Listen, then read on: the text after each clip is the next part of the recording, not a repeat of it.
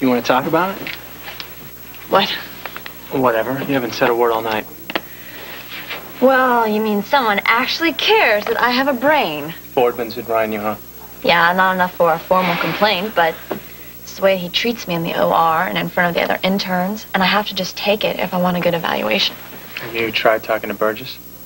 She's not exactly a sympathetic ear. But she's a woman of authority. I don't think this is about being a woman, Joe. I mean, somehow I think all of this is personal between me and Boardman. Yeah, I feel the same way. I mean, I feel like it's between him and me. Really? Once again, fate has thrown us in together. Well, then it must be for a reason. But, we'll get through it. I really don't want to fight about Scott. Lucy, I'm not trying to hurt you. I'm saying that he hurts you. Doc, he didn't just hurt me. All he did was leave when he heard what Danielle said. You're right. That's exactly right. That's what he did. You didn't even try and stop him. That's either. because the person that I care about is in this room. He is very, very upset. You're upset.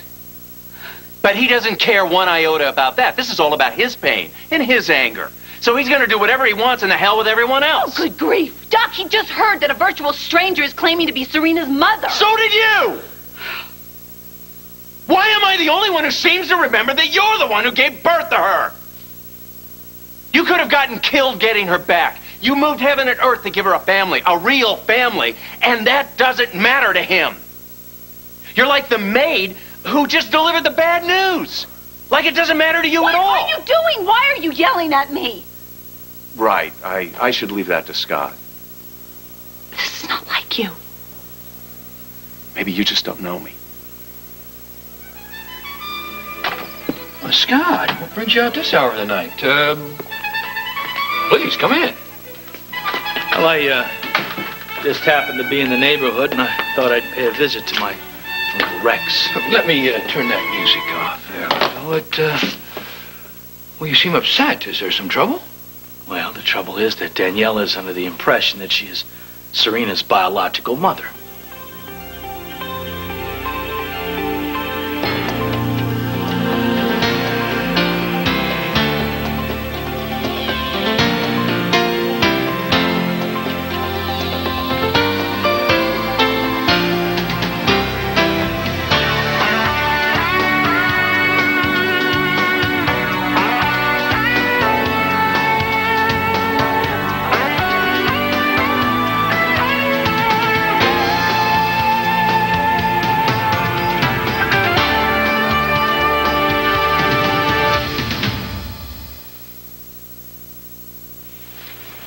Look, I'm sorry. No, I just went away there for a second. Where'd you go?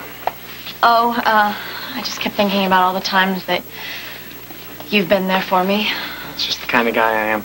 Still can't take a compliment, can you? Joe, it's just I appreciate the feeling and everything, but... Karen, it's not just a feeling. Wait, hold on. Let me finish, okay? Once or twice is okay. But to keep depending on you like this, Well, it's you're just not fair to you. depending on me. Yes, I feel I am. And I feel like I messed things up between us once before because I was being needy and dependent Oh, stop. You weren't being dependent or needy. You didn't do anything wrong. Dr. Scanlon to emergency room. Dr. Joe Scanlon to emergency room. Wait for me, okay?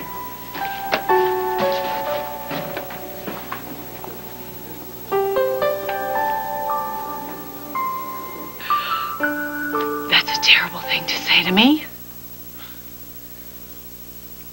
So I should pick my words with you. He doesn't. It sounds like you're jealous. What if I am, Lucy? What if I am jealous of this guy who you give all of your unconditional understanding to? He doesn't have to be polite. He doesn't have to think about your feelings. I don't think you're thinking about my feelings right now. And that isn't me, is it? I'm Doc. I'm let's all get on the same page. I'm let's work through this, whatever it is. You're not mad at Scott, are you? You are mad at me. And what if I am, Lucy? What if I am angry every time you and Scott have a knockdown, drag-out fight and then go happily off and tuck Serena in? And We nothing! Nothing at all! It's like we're walking through it. At least I am. I have a front row seat for the Scott and Lucy show. But if you get hurt and upset, I'm supposed to just say, well, fine, that's fine, it's okay with me. But it isn't okay, Lucy. I lost that baby too. You don't think that I know that? I don't know what you think. Sometimes I think that you're so consumed with guilt that you're trying to make up for it through Serena. And sometimes I think that we're also afraid that something might happen to Serena again. So we mollycoddle Scott no matter what the cost. But you and I have this polite fog between us. Lucy, it may even be a loving fog, but it's there. The worst thing in the world happened to us, Lucy. But I feel like a spectator. I see, and that's Scott's fault, right? Or it's my fault, right? Is that it? Well, is that what you're trying to say? Well, I'm sorry then. You know what I'm trying to do here? I'm trying to put one foot right in front of the other and make it through the day. That's all I'm trying to do. And now the one child, Serena, that I could give birth to is being threatened. And now you're saying, oh, you're handling it all wrong. Well, thank you for your evaluation, doctor. Thanks so much. Oh. What? This is Dr. Collins. What? How long ago? No, don't give him anything. I'll be right there. It's Victor. He's up. Something's wrong. I have to go.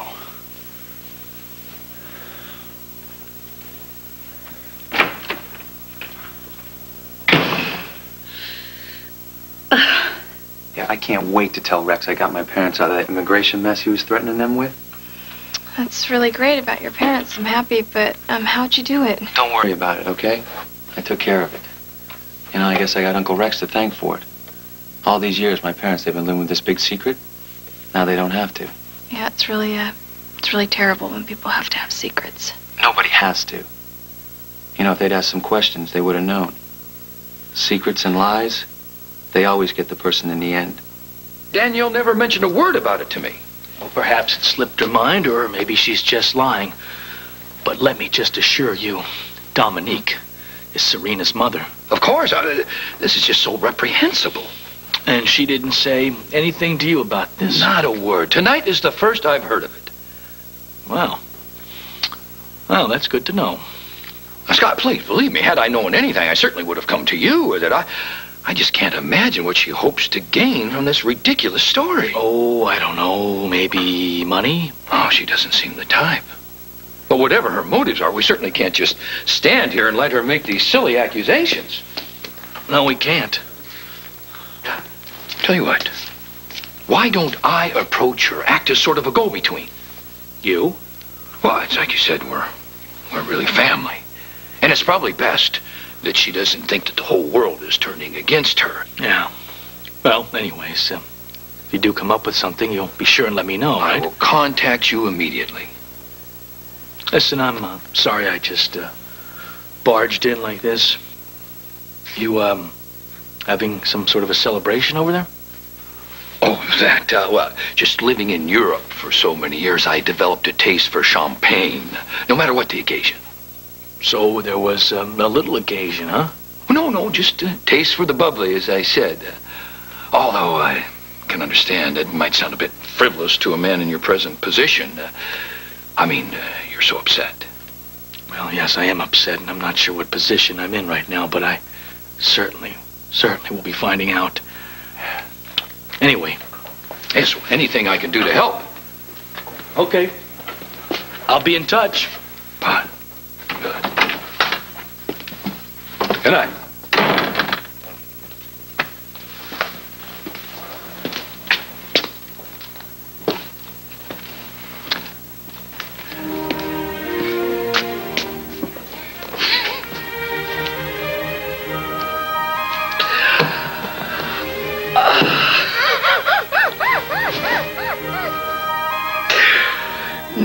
one man should have this much fun.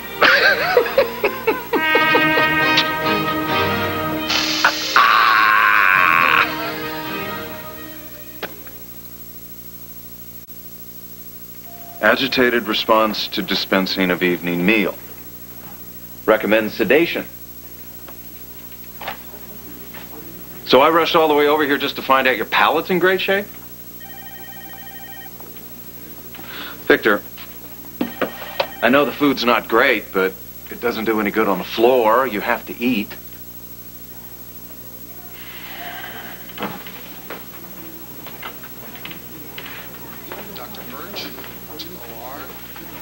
Good response. Despite your best efforts, you're making progress. Yeah, I'm scared too. As a doctor, I shouldn't admit that, but...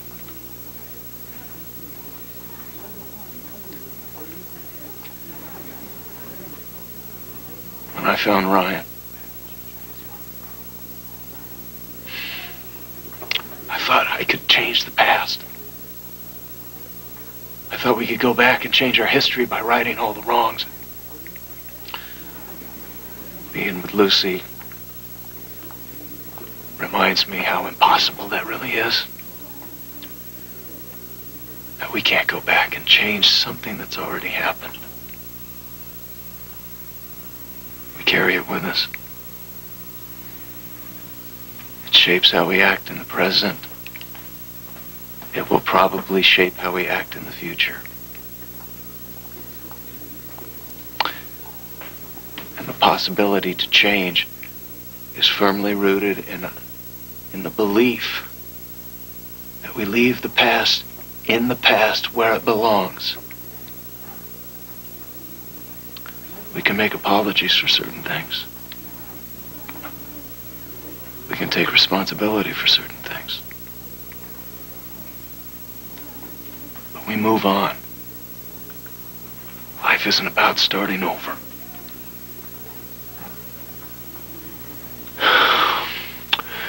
It's about starting from where you are.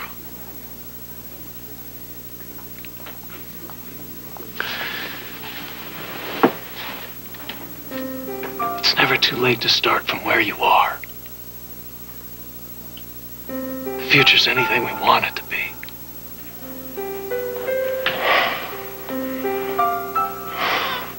What? Freedom. Yes. For a monk and our family. Yes.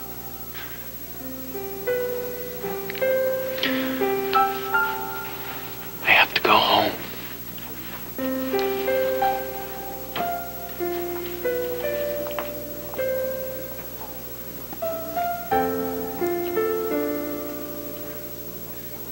When are you coming home?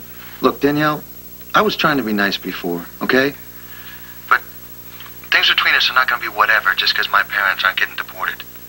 I want my life back, and I don't want you in it. I understand. Good. I gotta go.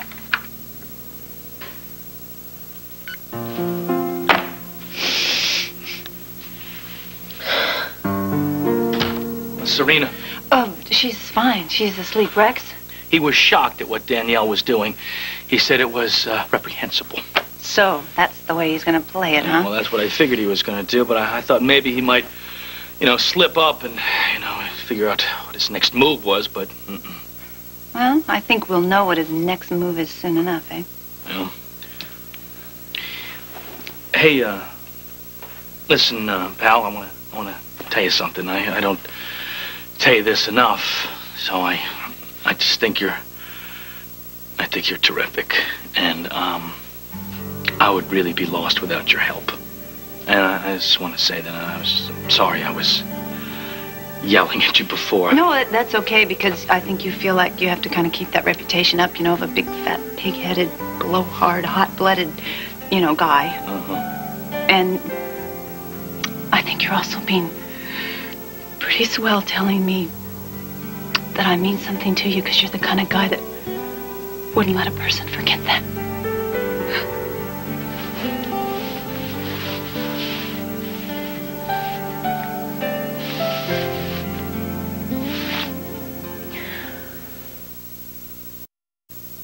So what happened in the ER? Oh, it was an automobile accident. They needed some extra hands, but everything's fine. So you done filling out reports? Yeah, I waited for you. Listen, what I wanted to say before is, we're friends. Define boundaries, no strings attached, any favor for the asking, unlimited, unconditional support. So I hope that was worth hanging out for. It was. When did I sign up for that? Let's see, I think when we were about 10. You know, a lot of things have happened since then. We both changed. I'm not the same kid. Karen, listen, you brought your father to my hearing to help me. You stood by me before, during, and after. I think they call that being a friend. It's nothing to feel guilty about. Through thick and thin, huh?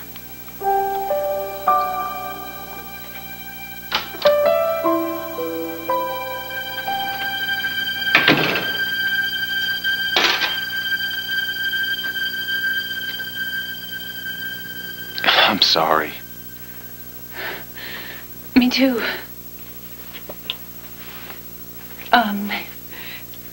How's your father? It's okay.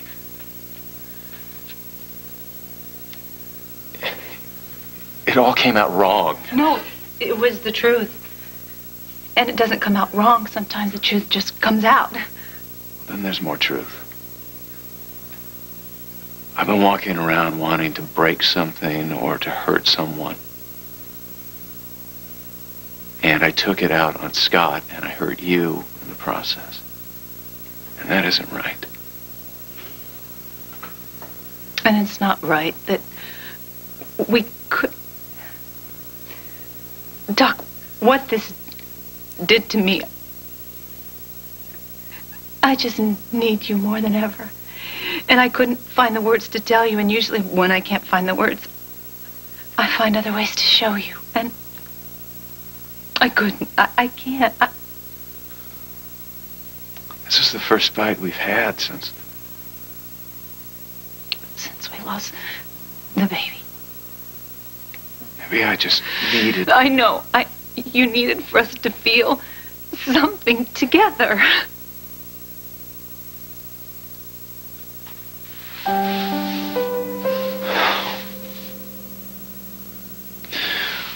I'm sorry. No. You know what this means, don't you? It means that proves conclusively that no matter what comes, what happens to us, we can get through anything together. I just didn't know it would hurt this much. I didn't either. You know why I think it hurts so much is because we wanted to make us. We wanted this baby so bad. And I'm sorry about the fog, and you were absolutely right. I wanted to go away. I need you so very much. Are you sure? Yes. I don't want to hurt you. I won't let you.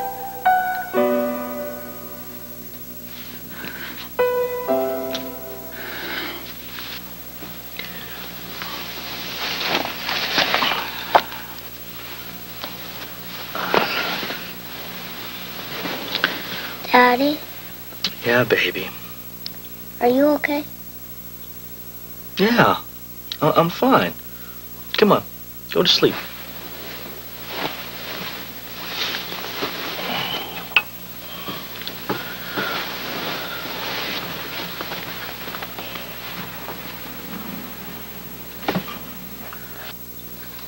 I know what's bothering you, Daddy. I can't find it either. Find what? Mommy's star. Oh, yeah, it's there. It's just a little cloudy tonight. Don't you worry. Mommy is never, ever, ever gonna leave us. I love you, Daddy. I love you too.